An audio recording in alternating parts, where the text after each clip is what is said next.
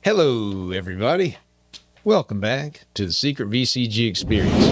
Aaron, who do we have today? Let's play Guess the Guest. You want to play Guess the Guest today? Yep. Jeff, I've got a good one for you. Okay. All right. Let me give you some hints. I got 3 hints. All these I believe to be somewhat true. Okay? Yeah. Let's see if you can figure this out today. This guest alleges that at some point in their life, they were so competitive at Rubik's Cube solutions that they could work one in completion in under 3 minutes. Wow. Is that fast? I've seen this done online. I never worked one in my life, though, but that's pretty good. Yeah, That's fast. I'm not certain I could get done in 3 days. Tragically, in the 8th grade, the day before school started in 8th grade, this guest broke their hip.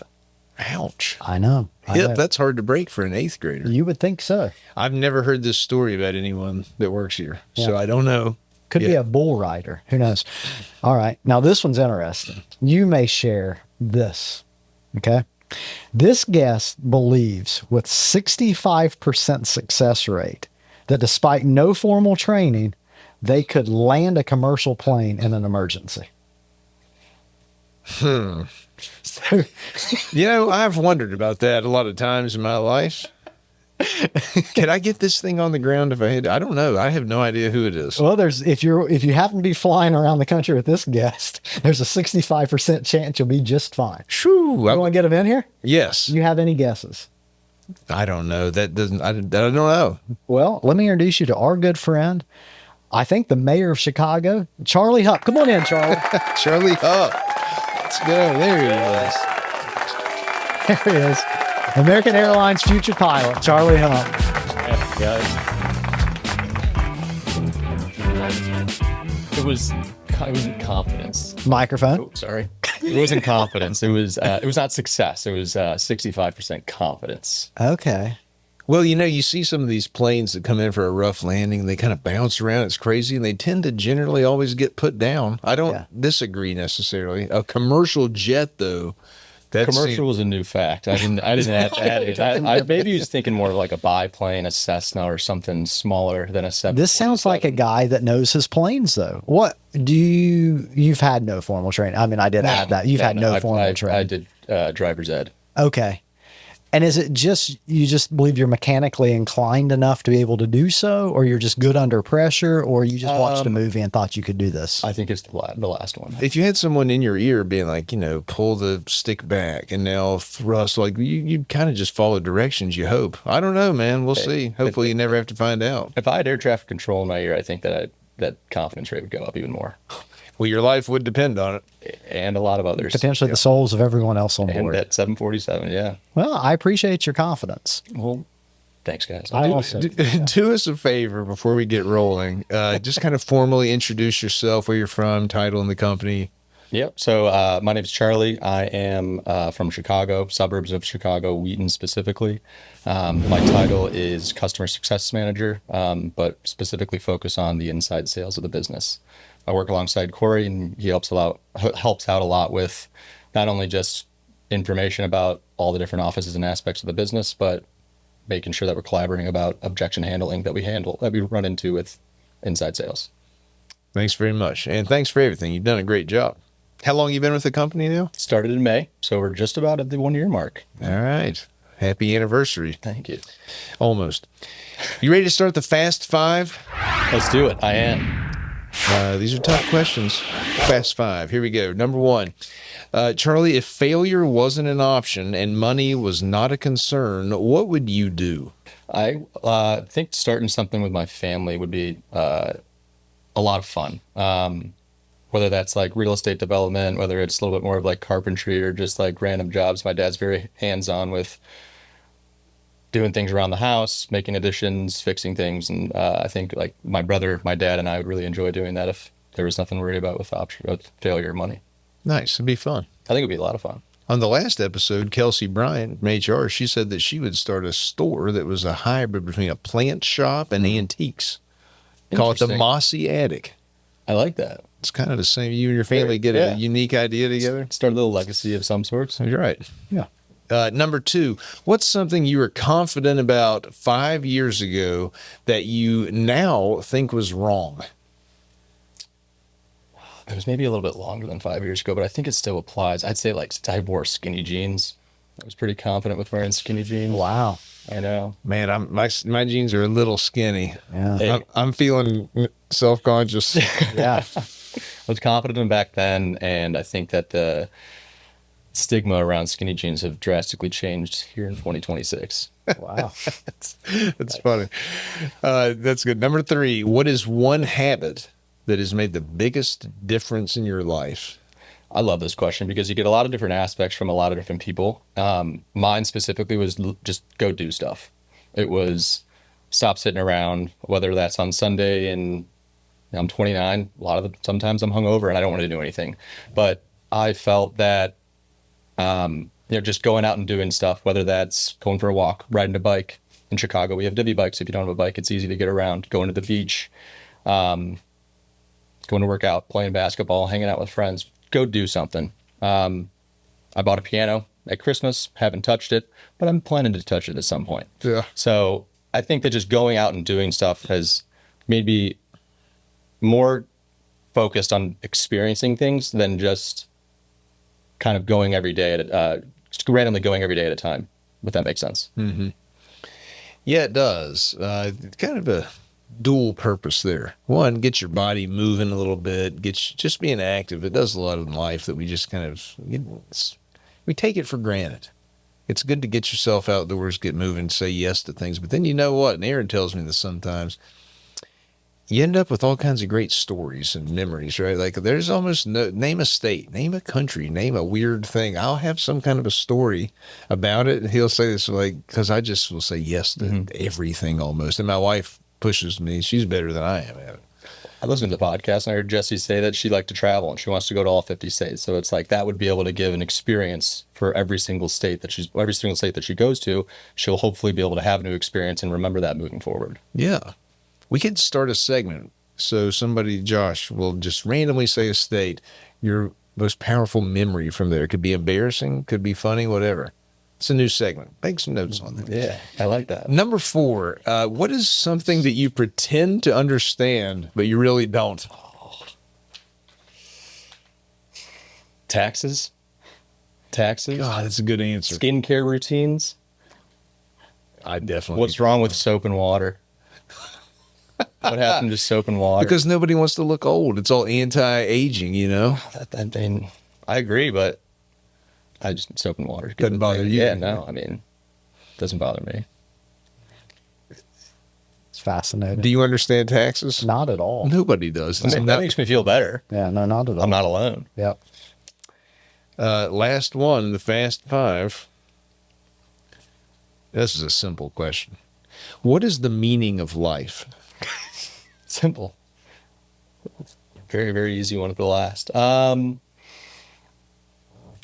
don't think that there's any single definition of life. I think that it kind of goes back to what we were just saying about kind of living experiences and being able to kind of live in the present. Not so focused on the finish line of, it's Monday after work now. It's Tuesday after work. Friday, finally, it's the weekend. I can look forward to the weekend. Like we can look forward to things throughout the week and be able to experience things in life rather than just feel like we're kind of just coasting by on a day-to-day basis.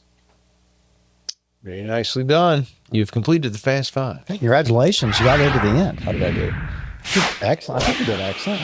Let's talk work a little bit. Okay. All right. So you had mentioned already you work under the business development umbrella here at Village Caregiving. You work with Corey over on the sales side, and I think a lot of times here, maybe the folks that are listening to this, they're Village Caregiving employees will think of you. You do a lot of like outside sales, right? This is lead generation from either our websites or digital marketing, different places that we would solicit referrals from outside of the normal scope, which would be like our local community partners. Is that accurate to say? I would say it's a combination of the two. Okay. I rely heavily on the team that you guys have built here at Village Caregiving, and working alongside everybody has been an absolute joy. Everyone goes above and beyond. Really, the need to be able to just help people and the want to do it is really like what attracted me to what I've heard from the company before joining and experiencing now while having joined the company. But a lot of the role is the effort through the offices that are going out to find these referrals, and for people to be able to spread the word about the company and go back to our website and fill out these contact us forms. And then my role is just to follow up as soon as possible. Everybody nowadays, we want to be able to get things in a moment's notice, and having to wait when a loved one or a family friend or someone around you that you care deeply about needs some assistance, and you got to wait, 24 hours to 48 hours, 72 hours just to be able to get an answer, whether it's cost, just more information, questions about the services, if we can even help in the area. So yes, I'm kind of closing deals, finding deals, but I'm also just assisting and trying to make sure that Village Caregiving is not just, we're very focused on the monetary, the revenue, or the profit. We want to be able to just help as many people as possible. Sure. Awesome. And so you're in Chicago. You're physically located up in the Chicago market, right? Yep. Yeah. And and we're over in West Virginia. You're down here today on campus here at the home office in West Virginia. But you talk to people all over the United States, right? You're talking to folks in 20 plus states on a regular basis. What's some common threads that you see in folks that are reaching out to a company like Village Caregiving needing help for their family? Are you seeing common threads? A lot of people don't know where to go. A lot of people don't have answers, and unfortunately, it's difficult to get specific answers from, say, their insurance company. And I think that a lot of people just want to be able to know that when they reach out to a company like ours, that we're going to be able to point them in the right direction. If we can't help them, we can at least give them somewhere to go to try to get the help they need, whether that's referring them to a competitor or referring them to a program in the area that a lot of the offices know that maybe I don't know specifically about. So I'll give them a bit of a brief overview on what we can provide, what I can help with. And then I would say, maybe I think it'd actually be really helpful for you just have a 5 to 10 minute conversation with my office in, say, Barboursville, and they could provide maybe some referrals specifically for the area, for your mom, for your dad, for your cousin, for whoever it is. I got you. Cool. For the, so since you work in a remote capacity, you're not in the branches as much, and aside from events and stuff, what's some parts of you that folks here at Village Caregiving wouldn't know? Where you grew up near Chicago, you have a sibling, at least one brother that you referenced already. What's some about your personal story of how you got to Village Caregiving? Who is Charlie? Who is Charlie? Yeah. Charlie went to Miami of Ohio for college and met a good friend of mine, Austin Stevens. Okay, time out real quick. As far as like where Ohio ranks on best states, is it 1 or 2? Ohio specifically? Yeah, Ohio is the state. It's 1. Fantastic. Man, that is really great. It's not uncommon that we hear this. How about that? Continue on with your story. Oxford, Ohio is the #1 city in the state of Ohio. Okay. Also. That's open for debate. Continue. But Austin was a really good friend of mine in my fraternity, and I had the pleasure of meeting Jeff a few years ago and just kind of getting a little bit of understanding about what the company was. And I was in software sales. I always thought of myself as a bit of a people person and just kind of like wanting to help people. I started out in recruiting right out of college, went to software sales and for 4.5 years, and now moved over to the inside sales here at Village Caregiving. I was going through the motions with the last job. It felt like a little bit. I learned so much from them that I was able to bring over here. But here it really is like a family. Like on the first episode of when I listened to it yesterday, Jesse was like, everyone's so nice. Like, when's the shoe gonna drop? My first exact thought. I'm like, why is everyone like, not everyone, everyone's saying hi to me. Do they know who I am? Like, why do they know who I am already? And then when you come from a corporate office, you sometimes just feel like a number. And here you really feel like you're really part of the company. Got to Village Caregiving from Austin. He kind of just called me on a whim one day and said, hey man, we're kind of thinking about this new division. What do you think about it? Would you be open to maybe talking more about it? And I was like passively looking for a new position, new opportunity, just to see what was out there. And it kind of just felt like a sign and kind of one of those things where like, you should jump at this opportunity and then kind of just see where it takes you. Change is good. And I haven't looked back once. I'm ecstatic to be a part of the company. And I think that we're really growing something great with the new division on top of what you guys have already built. And hopefully this momentum continues. Awesome. Do you mind if I tell the story? Oh no. We can edit which story. We can edit it out of how I first called and approached you about. Yeah. So Charlie, is like the most, and I'm talking like literally the most responsive person that you will ever meet in your life to a phone call, text, whatever. Answers the phone before it even rings. I don't know how he does this. And it doesn't matter. It could be 8 a.m., dinner time, midnight. He instantly answers the phone. So we're up in Ben's office one day. Austin was there.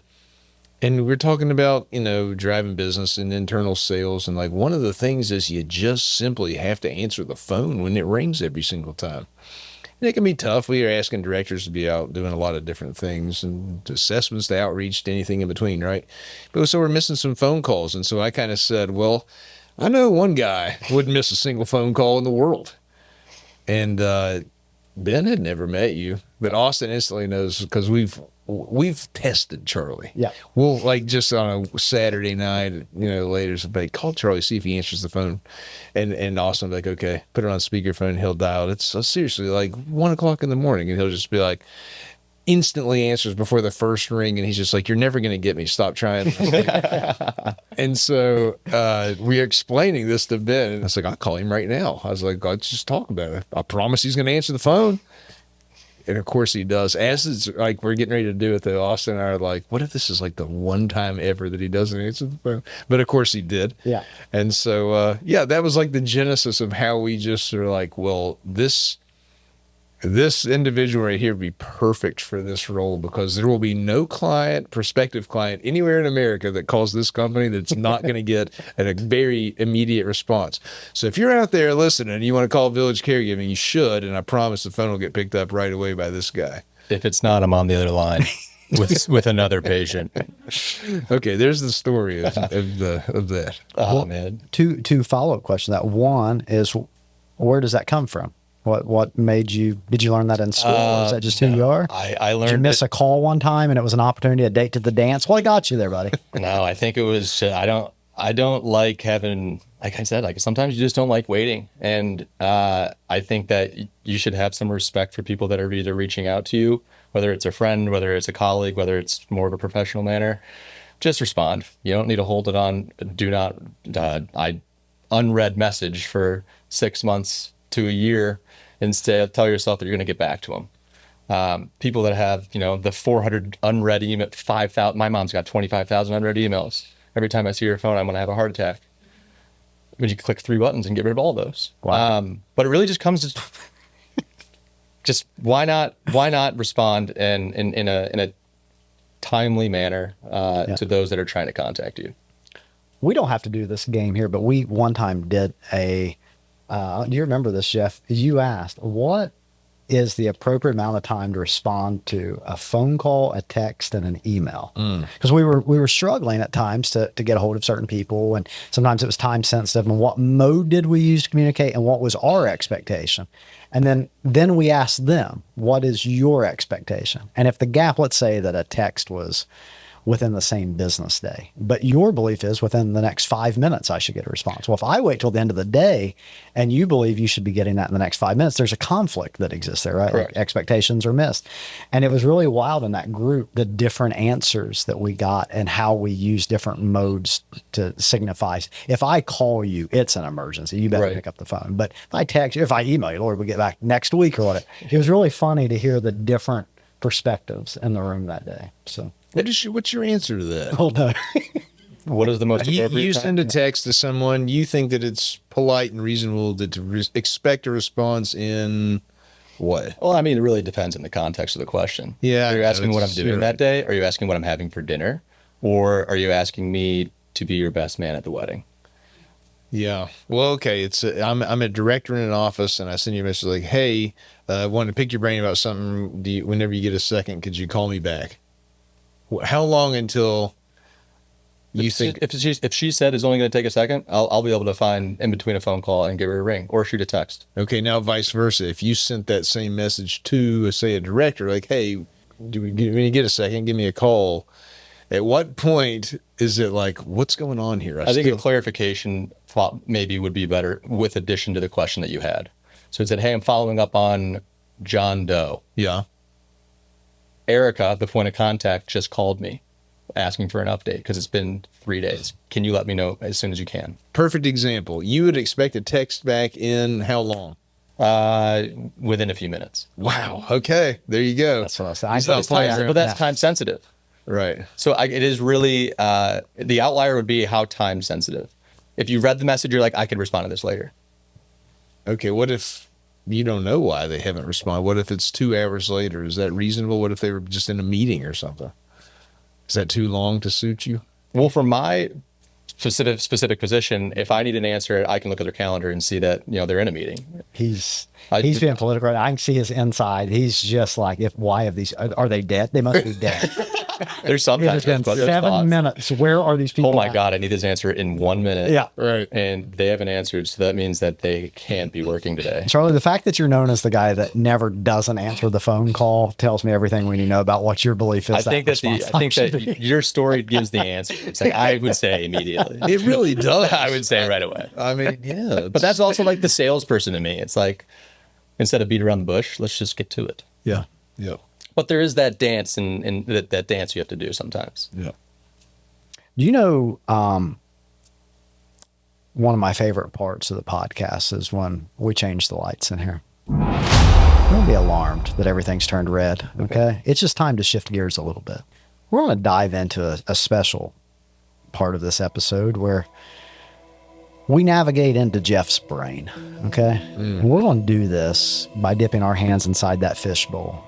And inside that fishbowl, Charlie, is sometimes questions, sometimes statements that won't make sense to the common man, but they'll make sense to Jeff because at some point throughout his journey, this thought or questions crossed his mind. And it's bothering him so much that he felt like it needed to be answered on this podcast in front of America.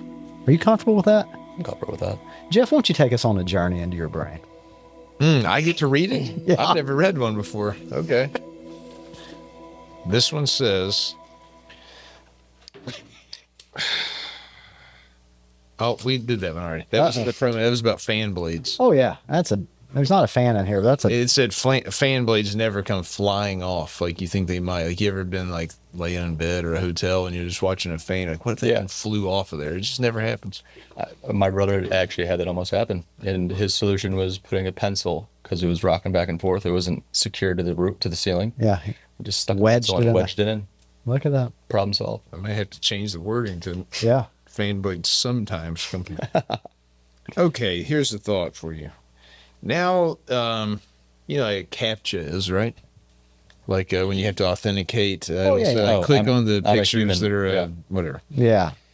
And they're kind of annoying, right? Sometimes they're Chris is in the room. sorry about that, Chris.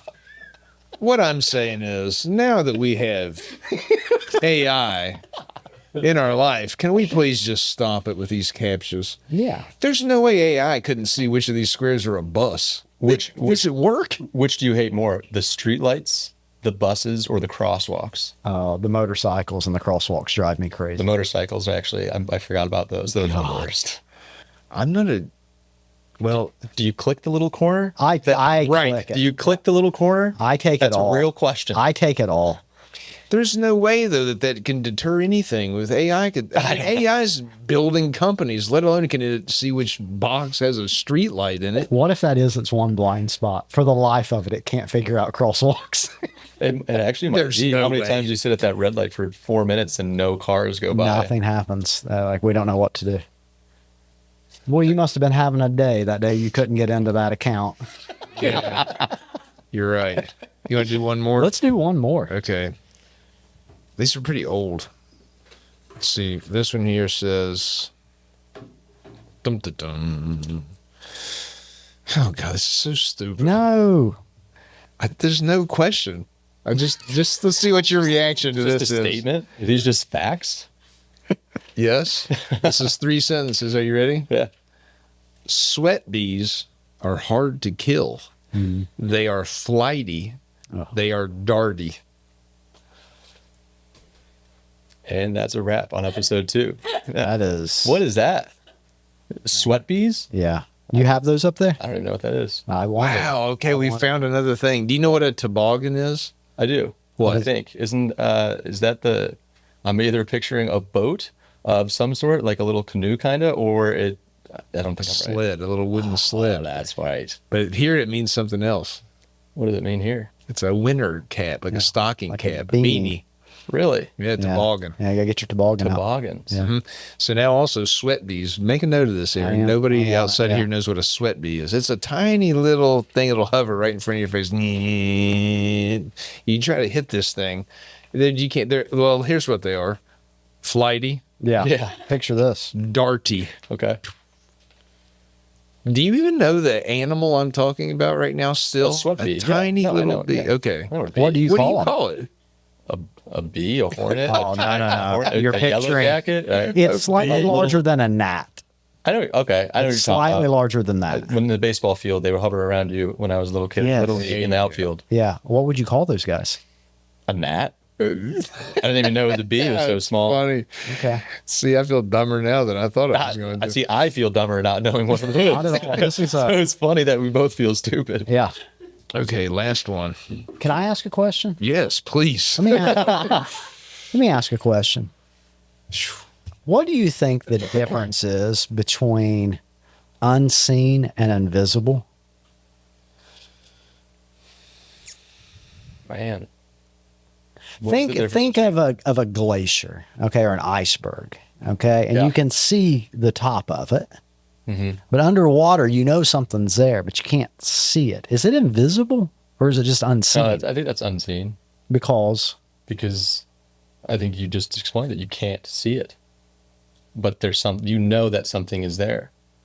Invisible could just mean that there's nothing there. But now you've got me in a brain twist because so is unseen. you have a thought on this? Yeah, if it's invisible, it can't be seen no matter what. If it's unseen, it's just something blocking it for a second, but it can be seen.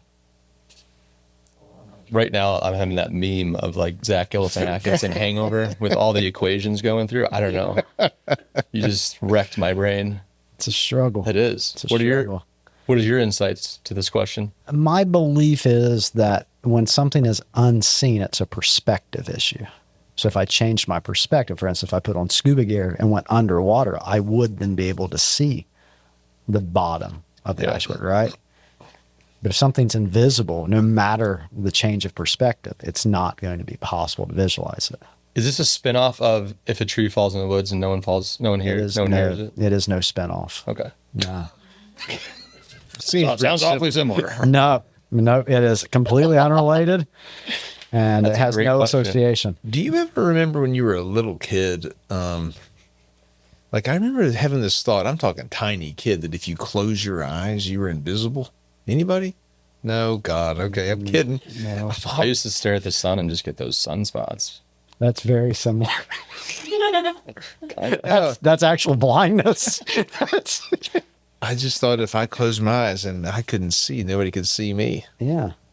We could probably ask Sarah what that means.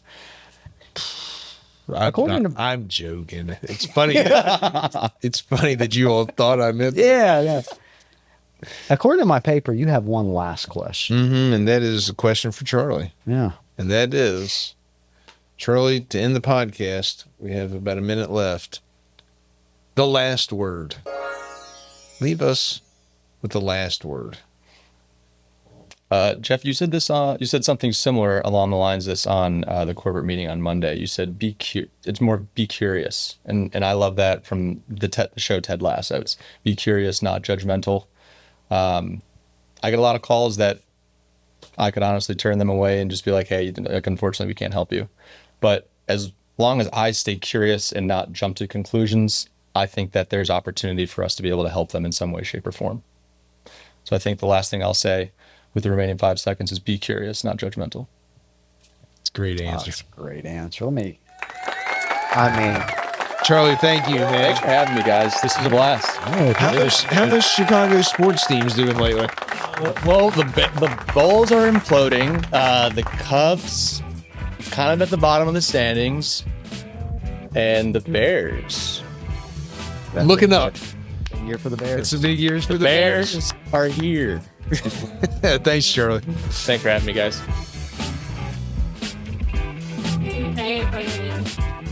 Sure.